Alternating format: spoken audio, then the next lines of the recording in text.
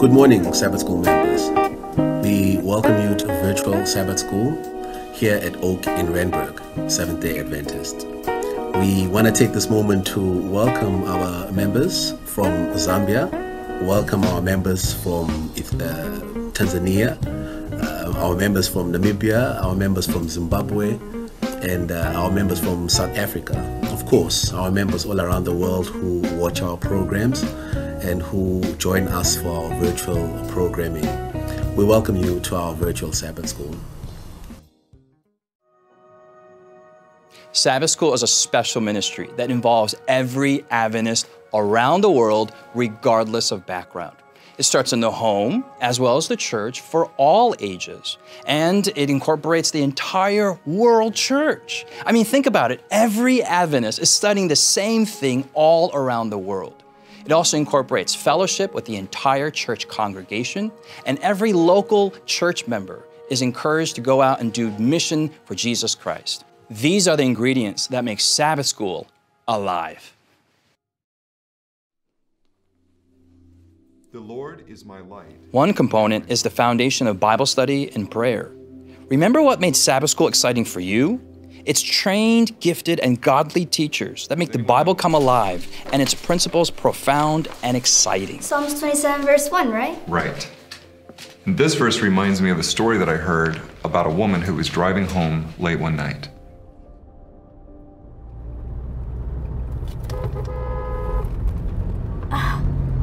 Well, it was getting dark, and she saw a car behind her flashing its lights like a madman.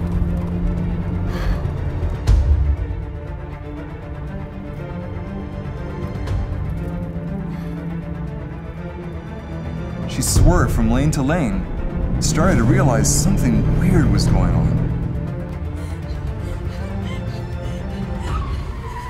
Fearing for her life, she pulled up to the nearest place she could find, screaming for help. Oh, man. Help, please, somebody help! I'm being followed and I'm in trouble! But the guy pulled up behind her and came out. He opened her door and pulled out this hoodlum in her back seat. The truck driver was trying to save her the whole time with his lights. He said, "I didn't want to scare you, but I was flickering my light because I wanted to make you aware of the man that was in your vehicle. But you did exactly what I wanted you to do. Go to a well-lit area." Wow, did that really happen? Yeah, if you can believe it, it's crazy, right? More than a sermon before the sermon, Sabbath School incorporates real-life scenarios with Bible principles in the context of live discussion, questions, and insights from different people. Like Adam and Eve trying to run away from God. Right. Oh, that really comforts me. I think that God... Sabbath School provides me with a platform for cultivating my gift of teaching and pushes me to be creative in my presentations. But more than that, it provides me with an opportunity to engage in meaningful discussion about the gospel. The Sabbath School program and curricula are organized not only for adults, but for all members of the family, including children. This is another vital ingredient where a warm and intentional mission focus encourages friends, relatives, and children to attend. Mission focus, both global and local in nature, is a platform where everyone gets anyone involved. Sabbath School next week? Sabbath School. For me, it's where I start my Sabbath. It's like a forum where I can share what I've learned, invite my friends, and learn from the perspective of others. I always look forward to hearing mission stories read during Sabbath School of how the gospel is being spread around the world, churches being built, to outreach activities happening right here at home. Those stories of the gospel going around the world, they're actually inspiring our class right here to go out in the community and do the very same thing. There's a joyous, fun component to Sabbath School, connecting with God, connecting with other people. That's really the heart of church. Just as a healthy body needs a healthy heart, the body of Christ, the church, needs a vigorous, healthy heart, an active Sabbath School. With a foundation of Bible study and prayer, a focus on mission, and a format of fellowship, witness your Sabbath School come alive.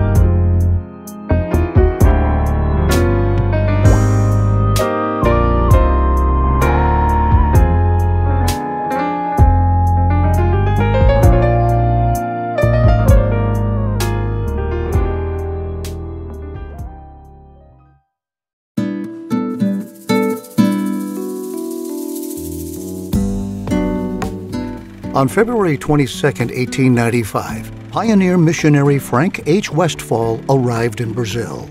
He found the Adventist message had already arrived some 15 years earlier as ink on paper in a seaside port in the state of Santa Catarina.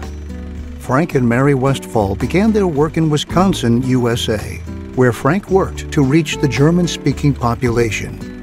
He attended Battle Creek College and taught at Union College before answering God's call to serve as a missionary. In 1894, the General Conference decided to send him to South America as the first ordained minister. In August 1894, Frank, Mary, their son and baby daughter arrived in Buenos Aires, Argentina. Frank was appointed president of the South America East Coast Mission, which covered the territories of Argentina, Uruguay, Paraguay, and Brazil. Frank wasted no time and immediately traveled to Crespo, Argentina, where a group of Adventist believers were waiting. There, he helped establish the first Adventist church in South America. Soon, Frank turned his attention to Brazil. On July 18, 1894, Frank began visiting various places in the state of São Paulo, meeting with interested families and starting branch Sabbath schools. One of those stops was in Piracicaba, where he baptized Guilherme Stein Jr., the first Brazilian believer to be baptized in the country. From there, Frank traveled to Gaspar Alto to meet with another group of interested believers. When he arrived, he tried to find a place to hold meetings, but was met with opposition from the local religious leader. Finally, he decided to hold meetings by the river. On Sabbath, June 8th, after celebrating the Lord's Supper, 8 people were baptized. A few days later, 15 more people were baptized. On June 15th, the first Brazilian Adventist church was established in Gaspar Alto, less than 40 miles from where the Adventist message had first arrived 15 years earlier. After laboring in the mission field for 5 months, Frank returned to Buenos Aires to tragedy. His daughter Helen had taken ill and died on June 15th. 2 weeks before his return, and on the same day he had helped establish the church in Gaspar Alto. Despite tragedy and hardships, the Westphals continued on and gave a total of 27 years of service in South America. Today, there are more than 1.7 million Seventh-day Adventists in Brazil and more than 18,000 churches and companies. There is one Adventist for every 122 people. To pioneer missionaries like Frank and Mary Westphal, we say, Obrigado.